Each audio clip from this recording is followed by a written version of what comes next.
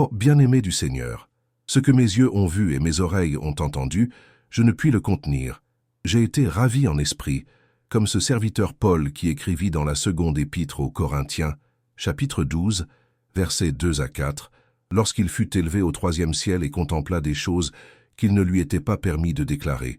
Mais à moi, le Seigneur a ordonné de parler, de déclarer sans crainte ce que j'ai vu en vision céleste.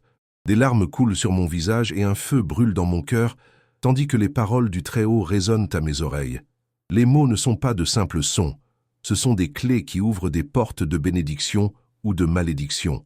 Tandis que j'y étais en prière, prosterné devant le trône, j'ai été emporté par le Saint-Esprit pour contempler un mystère que peu comprennent dans sa plénitude. J'ai vu des couches resplendissantes où des anges dispensaient consolation, paix et guérison, apportant la rosée du ciel sur ceux qui dormaient. Mais oh, j'ai aussi vu des lits entourés d'ombres épaisses, où des créatures des ténèbres attendaient avec une patience maligne le moment où des paroles imprudentes seraient prononcées. Des paroles qui leur donneraient l'autorité d'entrer et d'apporter maladie, pénurie et tourment. Le Saint-Esprit m'a alors révélé une vérité qui était déjà déclarée dans les Écritures, mais qui demeure voilée pour beaucoup.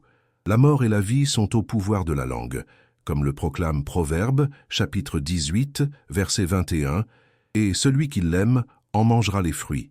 Ce n'est pas un principe mystique ou une formule secrète, mais une loi spirituelle établie par le Créateur lui-même, qui a formé les mondes par la parole. J'ai contemplé 7 mots spécifiques qui, lorsqu'ils sont prononcés au lit, dans ce lieu de vulnérabilité et d'intimité où le cœur se dénude, ouvrent des brèches aux forces de destruction. Ce ne sont pas de simples expressions, mais des confessions qui deviennent des semences spirituelles dans le royaume invisible. Le Seigneur m'a montré comment, au moment du repos, lorsque les défenses naturelles sont affaiblies et l'esprit plus sensible, ce qui sort des lèvres a un pouvoir multiplié, que ce soit pour édification ou pour la ruine. J'ai vu comment des hommes et des femmes, enfants bien-aimés du Père, détruisaient inconsciemment leur propre vie avec des confessions erronées. Des paroles prononcées dans des moments de fragilité devenaient des décrets dans le royaume spirituel, et les principautés et les puissances se mettaient en mouvement pour les exécuter selon l'autorité qui leur était concédée par les rachetés eux-mêmes. Car en vérité, l'Écriture affirme en Matthieu, chapitre 12, verset 37, « Car par tes paroles tu seras justifié, et par tes paroles tu seras condamné. Oh, Église du Christ, si vous pouviez contempler ce que mes yeux ont vu. La langue, ce petit membre que Jacques, chapitre 3, verset 5, compare à un feu qui embrase une forêt entière, a le pouvoir de déterminer des chemins d'abondance ou de pénurie, de santé ou de maladie. Et dans le silence de la nuit, quand le corps cherche le repos, mais que l'âme parle encore, il est nécessaire de garder avec diligence chaque mot prononcé, car ce sont des semences qui germeront dans le sol spirituel de votre vie. Ce témoignage que je partage maintenant ne vient pas de la sagesse humaine ou de la spéculation théologique, mais d'une révélation directe, semblable à celle accordée aux prophètes. Le titre que vous avez reçu, « 7 mots à ne pas prononcer au lit si vous ne voulez pas attirer pauvreté et maladie ».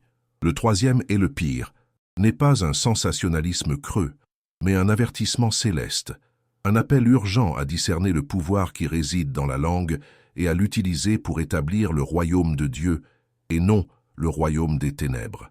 Le premier des 7 mots que le Seigneur m'a révélé est « jamais », lorsqu'il est utilisé dans l'incrédulité face aux promesses divines.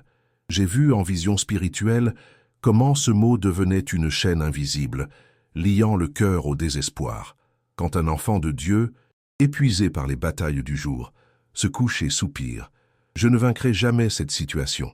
Cette déclaration résonne dans le royaume spirituel comme une négation de la puissance du Très-Haut.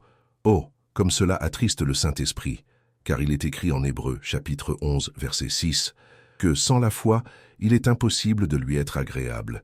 Et ce mot « jamais » est l'antithèse de la foi qui déplace les montagnes.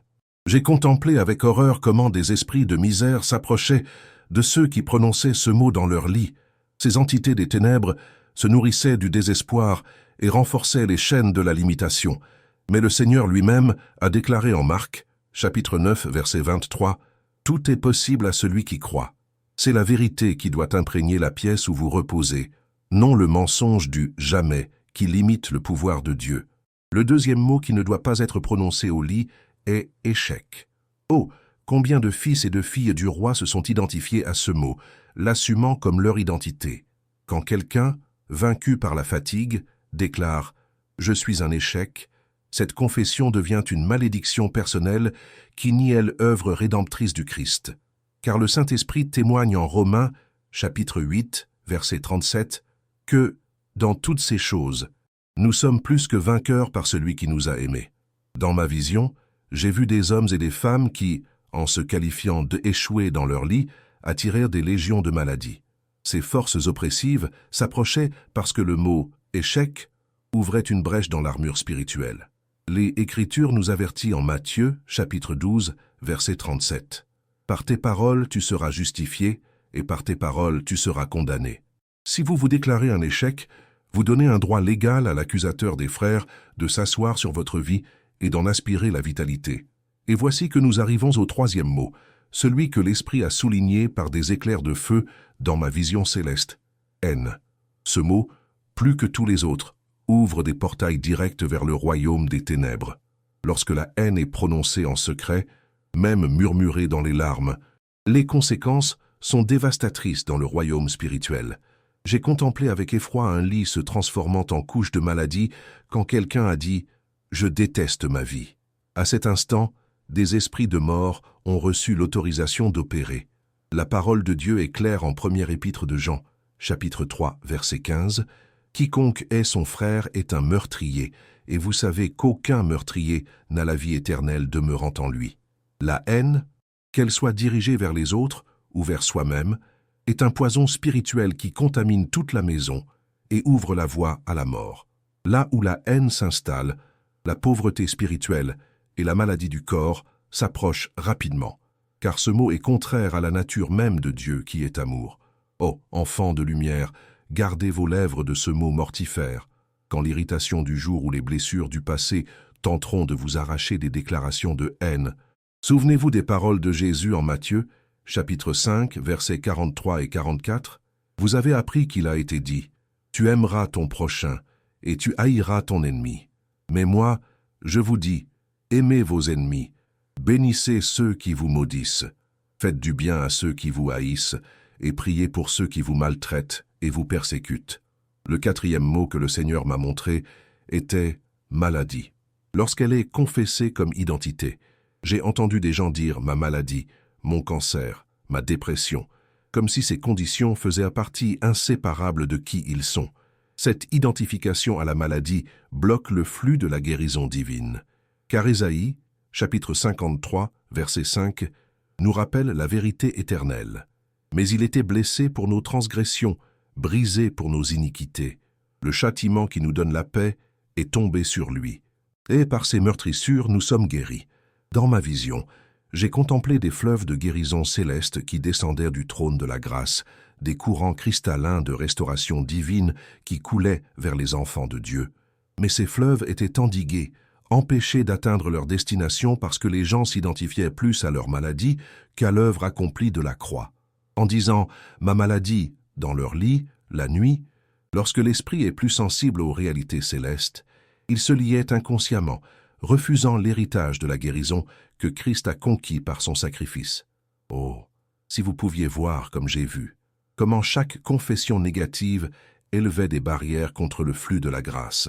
La parole du Seigneur en Proverbes, chapitre 4, verset 23, nous avertit « Garde ton cœur plus que toute autre chose, car de lui viennent les sources de la vie. » Et ce qui sort des lèvres pendant les heures de vulnérabilité au lit révèle ce qui est stocké dans le cœur. Quand vous vous identifiez à la maladie, vous déclarez qu'elle a plus de pouvoir dans votre vie que le sang versé au calvaire. Le cinquième mot que le Saint-Esprit a souligné était « pauvreté », lorsqu'il est prononcé comme une sentence finale sur sa propre vie. « Je serai toujours pauvre », disent certains, scellant leur destin avec cette confession de pénurie. Oh, quelle terrible tromperie, quelle négation de la provision divine. L'apôtre Paul, inspiré par l'Esprit, écrivit en seconde épître aux Corinthiens, chapitre 8, verset 9, « Car vous connaissez la grâce de notre Seigneur Jésus-Christ, qui, étant riche, s'est fait pauvre pour vous, afin que par sa pauvreté vous fussiez enrichis. Dans ma vision céleste, j'ai vu des greniers remplis de la provision divine, des entrepôts débordant de bénédictions préparées pour les enfants du roi. Mais ces greniers restaient fermés pour ceux qui scellaient leur identité avec le mot « pauvreté ». La clé de la foi, haine, n'était pas tournée par la confession juste, et ainsi ils laissèrent la place à des esprits de disette qui rôdaient autour de leur lit et fermèrent les portes de la provision dans leur vie. Par leurs propres paroles, ils établissaient des limites que le Seigneur n'avait jamais imposées. Ô peuple racheté par le sang de l'agneau, souvenez-vous des paroles en Philippiens, chapitre 4, verset 19, « Et mon Dieu pourvoira à tous vos besoins, selon sa richesse, avec gloire, en Jésus-Christ. » C'est la vérité qui doit être confessée dans ce lieu d'intimité, dans le lit où votre esprit parle sans masque. Ne vous identifiez pas à la pauvreté, mais à l'abondance qui est en Jésus-Christ. Le 6e mot que le Seigneur a révélé était « malédiction », utilisé à la légère, surtout par des parents qui ne discernent pas le pouvoir de leurs paroles. Dans ma vision, j'ai vu des parents allongés dans leur lit, parlant de leurs enfants, disant des phrases comme « il ne réussira jamais » ou « elle est destinée à l'échec ». Ces mots n'étaient pas de simples opinions passagères, mais des décrets spirituels qui modelaient des destins, car l'autorité parentale porte un poids immense dans le royaume céleste. Le Saint-Esprit m'a rappelé Jacques, chapitre 3, verset 10, « De la même bouche sortent la bénédiction et la malédiction. » Mes frères, il ne faut pas qu'il en soit ainsi. J'ai vu des anges gardiens prêts à bénir, portant des missions divines, mais reculant devant la confession de malédiction prononcée par les parents eux-mêmes. Ces paroles créaient des barrières que même les messagers célestes ne pouvaient franchir. Car le Seigneur a établi l'autorité humaine sur la terre, comme le déclare le psaume 115, verset 16. « Les cieux sont les cieux de l'Éternel, mais la terre, il l'a donnée aux fils des hommes. » Oh, si les parents savaient que leurs paroles nocturnes, prononcées dans des moments de frustration ou de fatigue, façonnent le destin spirituel de leurs enfants, comme ils pèseraient chaque phrase devant le Seigneur. Comme ils transformeraient leurs paroles de malédiction en paroles de bénédiction, car le même Dieu qui a ordonné à Aaron et à ses fils de bénir le peuple en nombre, chapitre 6, versets 23 à 26, désire que les parents bénissent leurs descendants, que l'Éternel te bénisse et te garde, que l'Éternel fasse luire sa face sur toi et t'accorde sa grâce, que l'Éternel tourne sa face vers toi et te donne la paix. Ce sont les mots qui doivent écouler des lèvres paternelles, même dans les moments de discipline. Le 7e mot révélé par l'Esprit était « mort », proclamé sans discernement dans des moments de désespoir. « Je préférerais être mort » ou « je voudrais mourir », disent certains les nuits d'angoisse, sans comprendre qu'ils invitent des forces de destruction dans leur vie.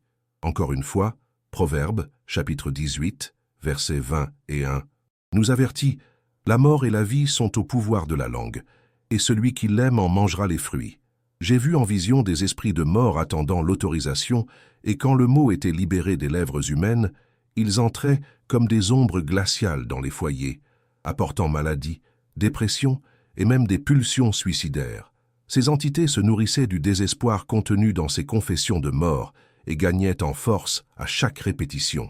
Mais j'ai aussi contemplé la victoire glorieuse qui survenait quand quelqu'un, même au milieu des larmes et de la souffrance, élevait sa voix dans son lit et déclarait avec foi « Je ne mourrai point, mais je vivrai, et je raconterai les œuvres de l'Éternel », comme le proclame le psaume 118, verset 17. À ce moment-là, j'ai vu la lumière du trône descendre comme un éclair doré, pénétrant le plafond de la maison, illuminant la chambre et brisant les chaînes spirituelles qui emprisonnaient cette âme. Les esprits de mort reculaient, incapables de demeurer en présence de la confession alignée avec la parole vivante. Oh, bien-aimés du Seigneur, comprenez que ces 7 mots ne sont pas des formules magiques, comme si leur simple omission garantissait la prospérité ou la santé. Non, ils représentent des attitudes spirituelles, des dispositions intérieures qui se manifestent par la langue. Ce sont des expressions d'incrédulité, de désespoir, d'amertume et de rejet de la vérité éternelle établie dans les Écritures. Le problème ne réside pas dans les mots eux-mêmes, mais dans le cœur qui les produit, car comme Jésus l'a enseigné en Matthieu, chapitre 15, verset 18, « Mais ce qui sort de la bouche vient du cœur, et c'est ce qui souille l'homme. » Il y a une terrible tromperie qui imprègne le corps de Christ. Une fausse doctrine qui ne reconnaît pas le pouvoir des mots prononcés dans des moments de vulnérabilité. Beaucoup pensent que ce qu'ils disent dans l'intimité de leur chambre n'a pas de conséquences, que ce ne sont que des décharges émotionnelles sans poids spirituel. Mais la vérité révélée par le Saint-Esprit est différente. L'apôtre Paul avertit en Éphésiens, chapitre 4, verset 29, qu'aucune parole corrompue ne sorte de votre bouche, mais, s'il y a lieu, qu'elle soit bonne pour l'édification, afin qu'elle procure une grâce à ceux qui l'entendent. Cette instruction ne se limite pas aux conversations publiques, mais s'applique à toute parole prononcée, y compris au lit, à ce moment où les défenses sont faibles et l'esprit humain plus vulnérable aux influences du royaume invisible. J'ai vu dans ma vision comment des mots murmurés dans l'obscurité de la nuit créaient des fissures dans la protection spirituelle de la maison, permettant aux agents de la maladie et de la pauvreté de s'infiltrer. L'ennemi de nos âmes a utilisé cette brèche pour détruire des vies, des familles et des ministères. Il sait que de nombreux chrétiens gardent leurs paroles devant la congrégation, mais se permettent des confessions négatives dans l'intimité de leur chambre. Et c'est justement dans ce moment d'intimité que la langue peut causer le plus de dommages, car comme l'enseigne Jacques, chapitre 3, versets 5 et 6. De même, la langue est un petit membre, et elle se vante de grandes choses. Voyez quel grand feu allume une petite étincelle. La langue aussi est un feu, c'est un monde d'iniquité. La langue est placée parmi nos membres, souille tout le corps, et enflamme le cours de la nature, étant elle-même enflammée par l'enfer. Comme cette vérité est profonde, la langue a le pouvoir d'enflammer le cours de la nature, de modifier le cours naturel des choses.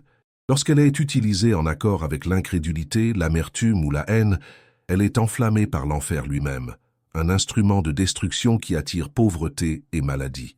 Mais lorsqu'elle est utilisée en accord avec la foi, l'espérance et l'amour, elle devient un instrument de création, un canal par lequel le pouvoir divin coule pour établir le royaume de Dieu sur terre. Certains ont remis en question cette révélation, demandant « Comment de simples mots peuvent-ils avoir autant de pouvoir? Ne serait-ce pas de la superstition ?» À cela, je réponds avec la parole de Dieu elle-même, qui nous rappelle en Genèse, chapitre 1, comment le Créateur a formé toutes choses par la parole. Et Dieu dit « Que la lumière soit », et la lumière fut. L'univers lui-même a été modelé par le pouvoir de la parole divine. Et nous, créés à l'image et à la ressemblance de Dieu, avons reçu une mesure de ce même pouvoir créateur. L'apôtre Pierre a compris ce principe lorsqu'il écrivit en première épître de Pierre, chapitre 3, verset 10. « Car celui qui veut aimer la vie et voir des jours heureux, qu'il retienne sa langue du mal et ses lèvres de proférer des paroles trompeuses. » Il a reconnu le lien direct entre les mots que nous prononçons et la qualité de vie que nous expérimentons. Les jours heureux ne viennent pas automatiquement. Ils sont partiellement déterminés par l'usage que nous faisons de notre langue. Ô Église du Dieu vivant, combien de maladies pourraient être évitées, combien de portes de provision pourraient être ouvertes si les rachetés comprenaient le pouvoir qui réside dans leur confession nocturne. Combien n'ont prié pour la guérison, alors que dans le silence de leur chambre, ils ont déclaré « Je n'irai jamais mieux » ou « Cette maladie va me tuer ». Combien ont supplié pour la provision financière, alors que dans leur lit, ils murmurent « Je serai toujours pauvre ». Ces mots sont comme des épées tournées contre leur propre poitrine, neutralisant les prières et annulant la foi. Le Saint-Esprit apporte une correction à l'Église en cette heure, appelant le peuple de Dieu à une repentance sincère pour le mauvais usage de la langue. Car la repentance n'est pas seulement ressentir du regret, mais changer de direction, comme l'enseigne Matthieu, chapitre 3, verset 8, « Produisez donc des fruits dignes de la repentance. » Et quel fruit serait-ce sinon une langue disciplinée, qui, même dans les moments de plus grande vulnérabilité, ne prononce que des paroles de foi, d'espérance et d'amour. Maintenant, bien-aimés, je veux partager avec vous ce que le Seigneur m'a montré comme le chemin de la restauration, le sentier de la guérison pour ceux qui ont attiré pauvreté et maladie par des paroles imprudentes prononcées au lit. Car le Dieu qui a révélé le problème a aussi pourvu à la solution, comme il le fait toujours dans son infinie miséricorde. En Apocalypse, chapitre 12, verset 11, nous lisons « Ils l'ont vaincu par le sang de l'agneau et par la parole de leur témoignage. » Notez bien, non seulement par le sang, mais aussi par la parole du témoignage. Le sang de Jésus fournit la base légale de notre victoire, mais la parole de notre témoignage est l'instrument par lequel nous appliquons cette victoire dans nos circonstances. J'ai vu dans ma vision céleste comment des anges ministres attendaient d'agir sur la base des confessions des saints. Quand un enfant de Dieu, allongé dans son lit, remplaçait jamais, par tout est possible, ces messagers célestes recevaient l'autorité de démanteler les structures d'impossibilité dans le royaume spirituel. Quand échec était remplacé par « Je suis plus que vainqueur en Christ », les principautés et les puissances qui se nourrissaient de la défaite étaient forcées de reculer. Quand haine cédait la place à amour, toute l'atmosphère de la chambre se transformait, et ce qui était auparavant un territoire ennemi devenait une terre consacrée. Oh, quelle puissante transformation se produit lorsque nous remplaçons maladie par santé, non pas comme une formule vide ou de la pensée positive, mais comme une déclaration fondée sur l'œuvre accomplie de la croix. J'ai vu des fleuves de guérison commencer à couler lorsque les rachetés cessaient de s'identifier à leur maladie et commençaient à déclarer « Par les meurtrissures de Jésus, j'ai été guéri », conformément à première épître de Pierre, chapitre 2, verset 24. Le pouvoir contenu dans cette confession basée sur les Écritures attirait la présence guérissante du Saint-Esprit, qui commençait à restaurer chaque cellule du corps. Quand pauvreté était remplacée par provision, j'ai contemplé des greniers célestes déverrouillés et des anges de provision étant libérés pour créer des opportunités, ouvrir des portes et apporter des ressources qui étaient retenues. La déclaration « Mon Dieu pourvoira à tous mes besoins selon sa richesse avec gloire » devenait un décret qui altérait la réalité financière, non comme une manipulation magique, mais comme une activation de la promesse divine par la foi exprimée en parole. Au lieu de « malédiction », quand les parents commençaient à prononcer « bénédiction » sur leurs enfants, même ceux qui semblaient perdus ou rebelles, j'ai vu des boucliers spirituels se former autour de ces jeunes. Des déclarations comme « Mon fils sera un puissant homme de Dieu » ou « Ma fille accomplira son appel divin » prononcées avec foi dans le silence de la nuit, devenaient des semences prophétiques plantées dans le royaume de l'Esprit, qui commençaient à germer et à produire du fruit au temps déterminé. Car le Seigneur honore l'autorité parentale lorsque celle-ci s'aligne avec ses desseins rédempteurs. Et enfin, lorsque morts étaient remplacés par vie, j'ai vu la lumière de la résurrection pénétrer même dans les cas les plus désespérés. La confession « Je ne mourrai point, mais je vivrai », et je raconterai les œuvres de l'Éternel, devenait un marteau qui brisait les chaînes de la maladie terminale et du désespoir. Car la parole de Dieu en Jean, chapitre 6, verset 63, déclare « C'est l'Esprit qui vivifie, la chair ne sert de rien. Les paroles que je vous ai dites sont esprit et vie. » Les paroles de Christ, lorsqu'elles sont adoptées et prononcées avec foi, deviennent des véhicules du pouvoir vivifiant de l'Esprit. Ce témoignage, bien-aimé, est plus qu'un avertissement. C'est un appel à l'action. Le Seigneur lève une armée de croyants qui comprennent le pouvoir de leurs paroles et les utilisent comme des armes de justice.